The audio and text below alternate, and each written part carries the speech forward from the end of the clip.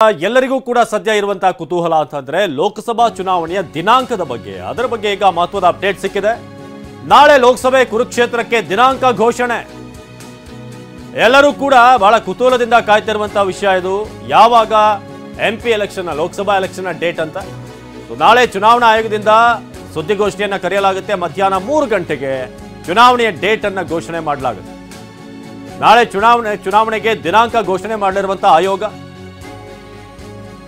ಲೋಕಸಭಾ ಚುನಾವಣೆಯ ದಿನಾಂಕವನ್ನು ನಾಳೆ ಮಧ್ಯಾಹ್ನ 3 ಗಂಟೆಗೆ ಸುದ್ದಿಗೋಷ್ಠಿ ನಡೆಸುವ ಮೂಲಕ ಎಲೆಕ್ಷನ್ ಕಮಿಷನ್ ಮಹತ್ವದ ಡೇಟ್ ಅನ್ನ ಅನೌನ್ಸ್ ಮಾಡಲಿದೆ.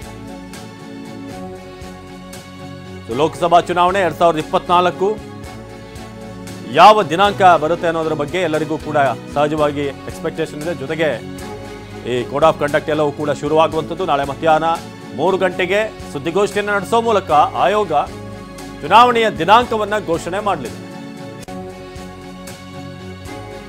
ನಾಳೆ ಲೋಕಸಭೆ ಚುನಾವಣೆಗೆ ಮುಹೂರ್ತ ಫಿಕ್ಸ್ ಆಗುತ್ತೆ. ಅದಾದ ನಂತರ ಈಗಾಗಲೇ ಎಲ್ಲ ಪಕ್ಷಗಳು ಕೂಡ ತಮ್ಮ ಲಿಸ್ಟ್ಗಳನ್ನು ರಿಲೀಸ್ ಮಾಡ್ತಾ ಇವೆ. ಪ್ರಚಾರದ ಭರಾಟೆ ಇನ್ನೂ ಕೂಡ ಜೋರಾಗುತ್ತೆ.